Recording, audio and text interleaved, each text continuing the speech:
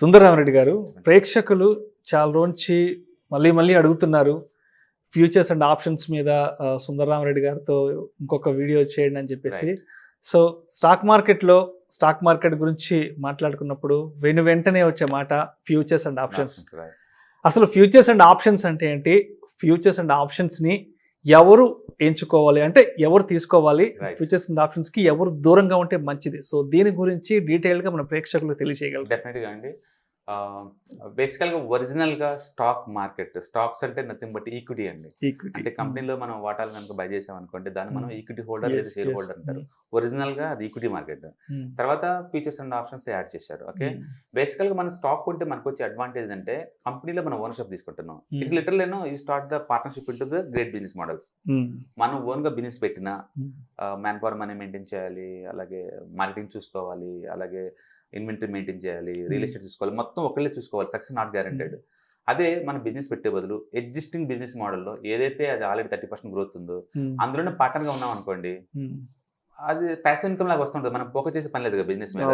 అందుకని stock market is one of the wonderful asset class అనమాట. ఎవరైతే ఒక బిజినెస్ లాగా ట్రీట్ చేస్తారో వాళ్ళ వరకు అయితే.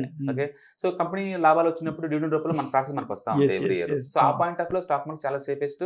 అంటే మార్కెట్ డౌన్ అయినా మనం ఇబ్బంది పడే పని ఉండదు, ఎందుకంటే మనకి ఎంతకంత ప్రాఫిట్ షేరింగ్ అవుతుంది కాబట్టి. అందుకని ఎవరైతే ఈక్విటీ పక్కా సేఫ్ మార్కెట్, చాలా చాలా సేఫ్టీ ఉంటుంది. అంటే బేసికల్ గా ఎవరైనా స్టాక్ మార్కెట్ లాస్ అయ్యి సూసైడ్ చేసుకున్నారు, స్టాక్ మార్కెట్ జోలు వెళ్ళి వాళ్ళు రోడ్డును పడ్డారు అంటే డెఫినెట్ గా వాళ్ళు ఈక్విటీ మార్కెట్ అయితే ఖచ్చితంగా కాదు.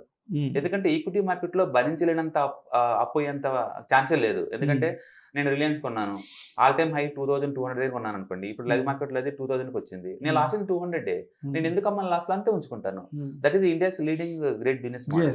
నేను అమ్మాల్సిన అవసరం లేదు. కాకపోతే టైం వేస్ట్ అవుతుంది. 6 months 2 months 1 month ఇలా వేస్ట్ అవుతుంది. లాస్ట్ అమ్మాల్సిన అవసరం లేదు. అంటే మీరు మంచి బిజినెస్ మోడల్ కనుక మీరు బై చేస్తే, పర్టికులర్ లార్జ్ క్యాప్ స్టాక్స్ లో బై చేస్తే లాస్ వచ్చి అమ్మాల్సిన అవసరమే లేదు. ఒకవేళ మీరు అమ్ముతున్నారు అంటే టైం ప్రెజర్ అనే ఉండొచ్చు, లేదా లెవరేజ్ ప్రెజర్ అనే ఉండొచ్చు. లెవరేజ్ ప్రెజర్ అంటే ఏంది? నువ్వు ఎక్కువ నీది కానీ మనీ నువ్వు యూజ్ చేస్తున్నావు. సపోజ్ మన ఇంటర్డే ట్రేడింగ్ చేస్తే చాలా మంది ఇంటర్డే లైక్ చేస్తారు. ఒకటే రీజన్ ఉంటుంది వాళ్ళ దగ్గర, అది స్ట్రాటజీ బెనిఫిట్ కాదు, లెవరేజ్ బెనిఫిట్ తీసుకుందామని. సెబీ రూల్స్ తేనంత వరకు అయితే 40 times వరకు లెవరేజ్ ఇచ్చారు. చాలా మంది బ్రోకర్ అది ఒక పెద్ద హానర్ లాగా మేము 40 times లెవరేజ్ ఇస్తామని ప్రౌడ్ గా అనౌన్స్ చేసేవాళ్ళు. ఇన్నోసెంట్ పీపుల్ కూడా ఏంటంటే 40 times మన ప్రాఫిట్ పెరిగింది కదా సింగిల్ డేనే అని చెప్పేసి వాళ్ళు రిస్క్ చూడకుండా రివార్డ్ కల్లా ఫోకస్ చేసేసి చేసేవాళ్ళు. బట్ ఈవినింగ్ 3:30 కల్లా మీరు 3:20 ఇంటర్డేకి అయితే కట్ ఆఫ్, ఆ టైం కల్లా నువ్వు క్లోజ్ చేయలేదనుకోండి బ్రోకరే క్లోజ్ చేస్తాడు. సో దాన్ని టైం ప్రెజర్ అంటాం.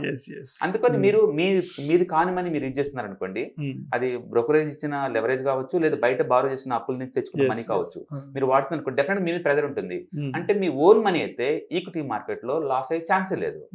ఓకే, అందుకని మనం ఏం చేస్తామంటే మీకు రిస్క్ అఫోర్డబిలిటీ ఎంత ఉంది, ఓకే, డిస్పోజల్ ఇన్కమ్ మీకు ఎంత ఉంది, మీ ఖర్చులు మీకు వచ్చే ఇన్కమ్ ఎక్స్పెండిచర్ పోంగా నెట్ బ్యాలెన్స్ ఎంతైతే మిగులుతుందో అంత మనీ తోటి మీరు ఈక్విటీ మార్కెట్ గేమ్ ప్లే చేస్తే లాస్ వచ్చే ఛాన్సే లేదు. కాబట్టి టైం వేస్ట్ అవుద్ది. ఒక లాంగ్ టర్మ్ లో మీకు డెఫినెట్ గా బెనిఫిట్ అవుద్ది. ఆ పాయింట్ ఆఫ్ లో ఈక్విటీ మార్కెట్ చాలా సేఫ్టీ. అందుకని మీకు లో ఇన్కమ్ గ్రూప్ అయి ఉండొచ్చు, హై ఇన్కమ్ గ్రూప్ అయి ఉండొచ్చు, ఎడ్యుకేషన్ అయి ఉండొచ్చు, లేదా నార్మల్ అయి ఉండొచ్చు, డైరెక్ట్ గానీ ఇండైరెక్ట్ గానీ ఈక్విటీ మార్కెట్ లో మీరు ఎంటర్ అయితే you all get the benefit. అందులో రిస్క్ ఏం లేదు. ఓకే, బట్ పెన్నీ స్టాక్స్ అని మల్టీ బ్యాగర్స్ అని చెప్పేసి అన్నోన్ బిజినెస్ మోడల్ వెళ్ళకూడదు. మీకు తెలిసిన బిజినెస్ మోడల్ కూర్చోవచ్చు, లేదా ఎక్స్పర్ట్ ఒపీనియన్ తీసుకుని అందులో ఇన్వెస్ట్ చేసుకోవచ్చు. So equity market safe and secure ఆ పాయింట్ ఆఫ్ వ్యూలో. ఓకే, రిస్క్ ఉంది అంటే రిస్క్ ఉంది, ఈక్విటీ అంటేనే రిస్క్. ఎవరైనా రిస్క్ లేదు అంటే అని చెప్తున్నారంటే వాళ్ళు అబద్ధం చెప్తున్నట్లు లెక్క. ఈక్విటీ అంటే రిస్క్, ఎందుకంటే నేను బిజినెస్ లోకి ఎంటర్ అవుతున్నాను యాజ్ ఎ పార్ట్నర్ గా. బిజినెస్ అప్ అండ్ డౌన్ ఇప్పుడు అవుతూనే ఉంటుంది. కానీ feature and options completely different game. Features options ఇవన్నీ ఎక్స్చేంజ్ ఓన్ ప్రాపర్టీ. మనం వాళ్ళ దగ్గర తీసుకుంటే మళ్ళీ బ్యాక్ ఇచ్చేయాలి ఎక్స్పైరీ కల్లా. అంటే ప్రతి ప్రోడక్ట్ కి పక్కన ఎక్స్పైరీ డేట్ ఉంటుంది. ఓకే, ఆ టైం కల్లా మళ్ళీ ఎక్స్చేంజ్కి ఇచ్చేసేయాలి. సపోజ్ నేను రిలయన్స్ స్టాక్ ఉన్నాను అనుకోండి, ఒక 250 స్టాక్స్ నేను బై చేయాలనుకోండి, మీరు 5 lakh పే చేయాలి టోటల్ గా. అంటే ఈ రోజు 2000 into 250 స్టాక్స్ కి. అదే నేను ఫ్యూచర్ కాంట్రాక్ట్స్ లో నేను తీసుకున్నాను అనుకోండి, నేను పే చేసేది 1.2 lakh. అంటే నాకు అఫీషియల్ గా ఎక్స్చేంజ్ వల్లే నాకు లెవరేజ్ ఇస్తున్నారు. ఓకే, నేను కట్టేది 1.2. కానీ నీకు వచ్చే ప్రాఫిట్ లాస్ 5 lakh మీదే. ఓకే, నాకు ఇప్పుడు ప్రాఫిట్ వచ్చింది 1% స్టాక్ మూవ్ అయింది అనుకుందాం, నేను కట్టింది ఎంత 1.2 lakh. మీరేమో ఈక్విటీ తీసుకున్నారు, మీరు కట్టింది 5 lakh. ఇద్దరి మధ్య తేడా ఉంది. ఇప్పుడు 1% మూవ్ అయింది అనుకోండి, నీకు వస్తుంది 5,000, బట్ నాకు కూడా 5,000 వస్తుంది. కానీ నేను కట్టింది 1.2 lakh. అంటే నాకు రేట్ ఆఫ్ రిటర్న్ ఎంత వస్తుంది? రఫ్గా 4 to 5% వస్తుంది. నీకైతే 1% కదా. సో ఆ విధంగా రివార్డు 4 to 10% దాకా వస్తుంది ఫ్యూచర్స్ లో. రిస్క్ కూడా అంతే ఉంది కదా, రిస్క్ ఉంటుంది. రిస్క్ ఉంటుంది. అంటే ఈక్విటీ మార్కెట్ లో మీకు ఆ స్ట్రాటజీ వర్కౌట్ అవ్వట్లేదంటే ఫ్యూచర్స్ కూడా మీకు వర్కౌట్ అవ్వదు, ఇంకా ఎక్కువ లాస్ అవుతారు. అందుకని ఫస్ట్ ఈక్విటీ మార్కెట్ లో ట్రై చేయండి. మీ స్ట్రాటజీ వర్కౌట్ అవుతుంది అనుకోండి, హై ప్రాబిలిటీ ఉంది అనుకోండి, అప్పుడు ఫీచర్స్ ట్రై చేసి తప్పేం లేదు. అంటే ఫీచర్స్ ఎవరికి అంటే రిస్క్ ని ఎవరైతే మేనేజ్ చేయగలుగుతారో వాళ్ళకి మాత్రమే. అందుకని ఇక్కడ ఏంటంటే పొజిషన్ సైజింగ్ అంటారు. పొజిషన్ సైజింగ్ అంటే రిస్క్ రివార్డ్ ని బ్యాలెన్స్ చేయడం. నీ దగ్గర కేవలం 1.2 lakh ఉంది, గేవరీ మనీ లేదనుకోండి, మీరు ఫ్యూచర్ జోలు పోకుండా ఉంటే better. Even though you are eligible to trade into F&O, ఎందుకంటే మీ దగ్గర 1.2 lakh ఉంది. ఊహించండి రేపు మార్కెట్ గ్యాప్ డౌన్ తో ఓపెన్ అయింది, లేదా రిలయన్స్ లో ఇంకేదైనా బ్యాడ్ న్యూస్ వచ్చేసి స్టాక్ కనుక ఒక 5% మైనస్ లో ఓపెన్ అయింది అనుకోండి, మీరు లిటరలీ 25,000 లాస్ అయ్యారు ఆల్రెడీ బై ఓపెనింగ్ తోనే. సైకలాజికల్ ఎంత స్ట్రెస్ ఊహించండి, మీరు పెట్టింది 1.2 lakh, ఆల్రెడీ మైనస్ 25,000 లో మీరు లాస్ లో ఉన్నారు. అదే నేను ఈక్విటీ తీసుకున్నాను అనుకోండి, అది -2 లో ఓపెన్ అయితే నాకు ఎందుకు, -10 లో ఓపెన్ అయితే నాకు ఎందుకు, నేను అమ్మను కదా ఇమీడియట్లీగా. It meant for long term point of view. అందుకని షార్ట్ టర్మ్ లో ఈ వాలటిలిటీకి నేను అసలు ఎఫెక్ట్ అవ్వను. ఈక్విటీలో కూర్చొని ఎవరు ఎఫెక్ట్ అవ్వరు. యాక్చువల్గా ఎంత ఇంట్రాడే లో వాలటిలిటీ అన్న విషయం కూడా తెలియకపోవచ్చు. ఓకే, అందుకని ఫీచర్స్ చాలా రిస్క్ గేమ్. ఎవరైతే పొజిషన్ సైజింగ్ చేయగలుగుతారో, ఎవరికైతే volatility, standard deviation, beta concepts idea ఉండి, స్టాక్ మార్కెట్ ఎక్స్పీరియన్స్ బాగా ఉండి, రిస్క్ ని అఫోర్డబిలిటీ చేసే వాళ్ళు ఎవరైనా దాంట్లోకి ఎంటర్ అవ్వచ్చు. అన్ఫార్చునేట్లీ మీరు రివార్డ్ ఒక్కటే చూస్తున్నారు, రిస్క్ చూడలేదు. రిస్క్ ని ఎవరైతే మేనేజ్ చేయగలుగుతారో వాళ్ళు welcome to this market. Definite గా రిస్క్ రివార్డ్ ఈక్విటీ పోల్చుకుంటే చాలా ఎక్కువ, డెఫినెట్ చాలా ఎక్కువ. ఎందుకు అందరూ Nifty, bank Nifty, crude oil, gold, ఈ ఫారెక్స్ అంటారంటే because of the future contracts. Those are the future contract. అందుకని ఎక్కువ మంది ఏంటంటే తక్కువ డబ్బు ఉంటుంది కాబట్టి గ్రీడీ ఫిల్ అయి ఉండి త్వరగా రిచ్ అవ్వాలనే ఉద్దేశంతో ఈ లెవరేజ్ ప్రొడక్ట్స్ వాడుతున్నారు. సో ఈ లెవరేజ్ అనేది రెండు వైపులో పొందిన కత్తి లాంటిది. మీ వైపు మార్కెట్ ఫేవర్గా మూవ్ అయితే it's okay, but downside move అయింది అనుకోండి, you're going to loser side. అందుకని ఎవరైతే స్టాప్ లాస్ మేనేజ్మెంట్ చేయగలుగుతారో, ఎవరైతే రిస్క్ రివార్డ్ బ్యాలెన్స్ చేయగలుగుతారో వాళ్ళు మాత్రం డీల్ చేసుకోవాలి. కానీ టూ మచ్ స్ట్రెస్ ఏరియా అది. అందుకని వారన్ బఫెట్ ఏం చెప్పారు, equity market meant for wealth creation. Equity wealth creation. Derivative market అంటే derivatives nothing but futures and options, కలిపి derivative market. Derivative market meant for wealth destruction అన్నాడు. అంత పెద్దోళ్ళే దాన్ని ఎక్స్పెరిమెంట్ చేసి చెప్పినప్పుడు better to stay away. But మీ దగ్గర అఫోర్డబిలిటీ ఉన్నప్పుడు చేయండి, తప్పేం లేదు. ఫర్ ఎగ్జాంపుల్ నా దగ్గర 5 lakh ఉంది, నేను రిలయన్స్ ఈక్విటీ కొందాం అనుకుంటున్నాను. రిలయన్స్ బదులు ఫ్యూచర్ తీసుకో, తప్పేం లేదు. ఎందుకు నా దగ్గర 5 lakh ఉన్నాయి, నేను పెట్టింది 1.2 lakh దాంట్లో. ఒకవేళ మార్కెట్ గ్యాప్ డౌన్ అయింది అనుకోండి, స్టాక్స్ లో ఉన్న ఇక్కడ ఉన్న ఒకటే కదా, నా దగ్గర మనీ ఉంది, ఇంకా I can able to manage. ఒకవేళ ఈ మంత్ మార్కెట్ ఫ్లాట్ ఉన్నా సరే నెక్స్ట్ రోల్ ఓవర్ చేసుకుంటాను నెక్స్ట్ మంత్ కి. అట్లా రిస్క్ ని బ్యాలెన్స్ చేయగలిగితే వాళ్ళకి మాత్రమే ఫీచర్స్ అండి. బట్ ఎక్కువ మంది నెగిటివ్ సైడ్ ఉంటుంది, ఎందుకంటే మార్కెట్ ఎప్పుడు మన కంట్రోల్లో ఉండదు. రేపు గ్యాప్ డౌన్ అయింది అనుకోండి, అఫోర్డబిలిటీ దగ్గర ఉందో లేదో చెక్ చేసుకోవాలి. So features exact like equity లాంటివి, బట్ కాంట్రాక్ట్స్. ఓకే, దానికి టైం బౌండ్ ఉంటుంది, ఎక్స్పైరీ కల్లా మళ్ళీ ఎక్స్చేంజ్ సెటిల్మెంట్ కి బ్యాక్ ఇచ్చేసే వాళ్ళకి దోసారి కల్లా ఫీచర్. సో ఫీచర్ లో పే చేస్తారు మొత్తం డబ్బు అని చెప్పేసి కరెంట్ నువ్వు మార్కెట్ లో ఎంటర్ అవడాన్ని మనం ఫీచర్ కాంట్రాక్ట్స్ అంటారు. ఫీచర్ కాంట్రాక్ట్స్ ఎలా గుర్తుపట్టాలంటే పక్కన August features, September, October features క్లియర్గా ఉంటుంది, అట్లా దాన్ని బట్టి మనం చూసుకోవచ్చు. ఓకే, రెండోది ఆప్షన్ కాంట్రాక్ట్స్ ఏంటంటే కంప్లీట్ ఇవి లైక్ ఇన్సూరెన్స్ ప్రొడక్ట్స్ లాంటివి.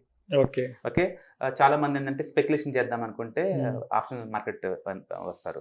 ఆప్షన్ మార్కెట్ ఏంటంటే హైయెస్ట్ లెవెల్ స్పెక్యులేషన్ అనమాట. అంటే it is mother of all speculations.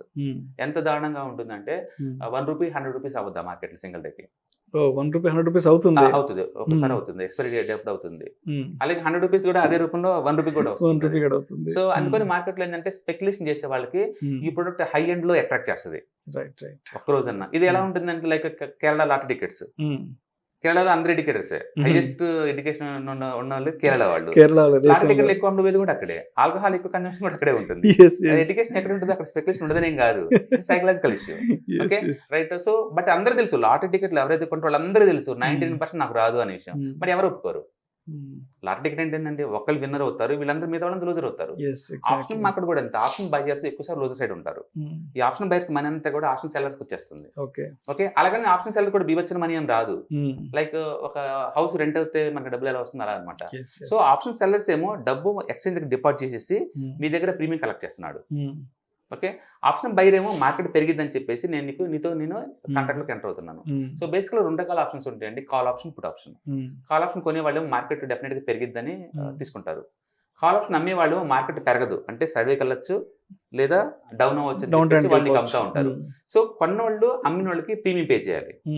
Premium. Yes, yes. Loose చెప్పాలంటే 1% కన్నా తక్కువ ఉంటుంది ఓవరాల్ వాల్యూలో.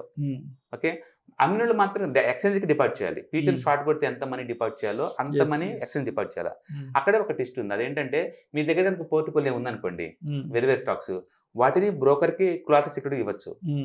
మనీ ఏం పెట్టకుండా జేబులో రూపాయి కూడా ఆప్షన్ అమ్మచ్చు మీరు. బట్ ఆ money meant for only option సెల్లింగ్కే. ఆప్షన్ బయింగ్కి అలౌ చేయరు అనమాట. మీరు అట్లా ఆప్షన్ సెల్లర్స్ అందరూ ఏంటంటే పెద్ద పెద్ద పోర్ట్ఫోలియో ఉన్నాడు వాళ్ళందరూ. వాళ్ళు ఏంటంటే ఇప్పుడు మార్కెట్ రిలయన్స్ 2000 దగ్గర ఉందనుకోండి, 2500కి పెరగదని చెప్పేసి అమ్మేస్తా ఉంటారు. వాళ్ళ దగ్గర ఆల్రెడీ స్టాక్స్ ఉన్నాయి కదా, పెరిగితే ఎలాగో ఈక్విటీలో మనీ పెరిగితే వస్తుంది, పెరగకుండా ఉంటే ఆ మనీ తిరిగి వస్తుంది. అట్లా ఎక్స్ట్రా ఇన్కమ్ కోసం వాడతారు. అంటే పెద్ద పెద్ద పోర్ట్ఫోలియో వాళ్ళందరూ కూడా కంపల్సరీ ఆప్షన్ మార్కెట్ ఎంటర్ అవుతారు. వాళ్ళు స్పెక్యులేషన్ సైడ్ ఉండరు, ఎక్స్ట్రా ఇన్కమ్ కోసం వాళ్ళు ఎంటర్ అవుతారు. రిటైలర్స్ అందరూ ఏమో స్పెక్యులేషన్ కోసం ఎంటర్ అవుతా ఉంటారు, నిరంతరం లూజర్ సైడ్ ఉంటారు వాళ్ళు.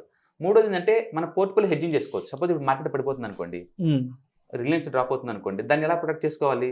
అందుకని రిలయన్స్ మీ దగ్గర కనుక 250 స్టాక్స్ ఉన్నాయి అనుకోండి, మీరు ఏటీఎం పుట్ ఆప్షన్ కొన్నారనుకోండి, ఓకే, 50% ప్రొటెక్షన్ దొరికింది. లేదా 2 లాట్లు కొన్నారనుకోండి, ఏటీఎం 100% ప్రొటెక్షన్ దొరికింది. అప్పుడు నిజంగా మార్కెట్ పెడితే ఈక్విటీలు మీరు లాస్ అవుతారు, బట్ ఇక్కడ మనీ వస్తుంది మీకు. ఓకే, అట్లా హెడ్జింగ్ కోసం మీరు ఆప్షన్స్ వాడుకోవచ్చు, స్పెక్యులేషన్ కోసం వాడుకోవచ్చు, ఎక్స్ట్రా ఇన్కమ్ కోసం వాడుకోవచ్చు. అందుకని వాటికి ఏంటంటే మీకు హై ఎండ్ సాఫ్ట్వేర్స్ కావాలి, లైక్ iCharts.com అది కావచ్చు, లేదా సెన్సిబుల్ కావచ్చు, ఆప్షన్ అరాకిల్ కావచ్చు, ఓకే, క్వాంట్ యాప్ ఉంది. ఇలాంటి ఏదైనా సరే మీ దగ్గర ఒక హై ఎండ్ సాఫ్ట్వేర్స్ కనుక్కుంటే మీరు దాన్ని ట్రాక్ చేసుకుంటూ కూర్చోవచ్చు. ఎందుకంటే ఆప్షన్స్ టైం డికే ఉంటుంది. ఒక్కరోజు టైం వేస్ట్ అయినా మనీ లాస్ అవుతారు మీరు. లైక్ ఐస్ క్రీమ్ లాంటిది ఆప్షన్ మార్కెట్, రోజు మెల్ట్ అవుతా ఉంటుంది. But equity features like cake లాంటిది, 2 days తినకుండా దానికి స్పాయిల్ అయితే ఏముండదు. అందుకని ఈ 3 ప్రొడక్ట్స్ లో ఈ features and options highly speculative but high rate of return ఉంటుంది. ఈక్విటీ అసలు ఏం లేదు, అబ్సల్యూట్లీ సేఫ్ సైడ్ అండి. ఎనిబడికని అంటారు. పర్టికులర్ లార్జ్ క్యాప్ స్టాక్స్ లో అయితే ఎనిబడికని అంటారు, ఎనిబడికని మిగతాం అని. బట్ ఈ రెండింటికి మాత్రం ఎవరికైతే నాలెడ్జ్ అయితే ఉంటుందో, ఎవరైతే రిస్క్ బ్యాలెన్స్ చేయగలుగుతారో వాళ్ళు ఎంటర్ అవచ్చు. చెప్పండి, ఇక్కడ నాలెడ్జ్ ఒకటి అల్టిమేట్ అండి. నాలెడ్జ్ ఒకటి, డమ్మీ ట్రేడింగ్ ఎక్స్పీరియన్స్ ఒకటి మాత్రమే మిమ్మల్ని చేయగలుగుతుంది. ఎందుకంటే అందరూ రావద్దు రావద్దు రావద్దు అని చెప్తారు, బట్ నిజంగా ఎవరికి మనీ రాదంటే 5% పీపుల్కి వస్తుంది. బట్ దోస్ ఆర్ అస్టార్డినరీ పీపుల్, వాళ్ళ రిస్క్ ని కంట్రోల్ చేసేవాళ్ళు.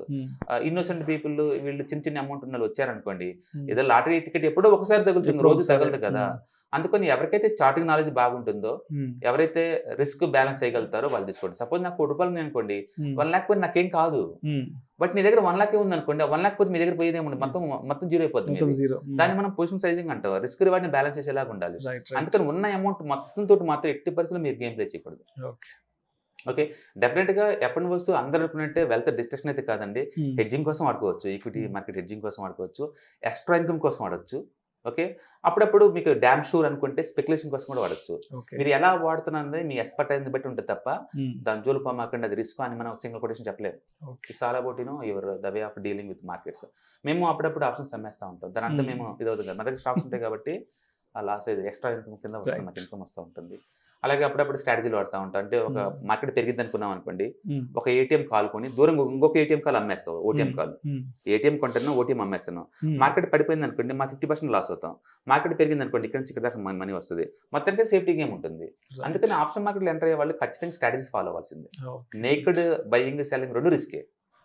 Okay, so features options 2 exchange products కాబట్టి తిరిగి మనకి ఎక్స్చేంజ్కి ఇచ్చేసాల్సిందే ఎండ్ ఆఫ్ ది ఎక్స్పైర్ కల్లా. మన దగ్గర ఉంటే thank you so much Sundararam Reddy గారు. ఎందుకంటే చాలా మంది ఆడియన్స్ అడుగుతున్నారు, సో మీ ద్వారా ఫ్యూచర్స్ అండ్ ఆప్షన్స్ కాన్సెప్ట్ చెప్పించండి. Thank you sir, thank you so much. Thank you.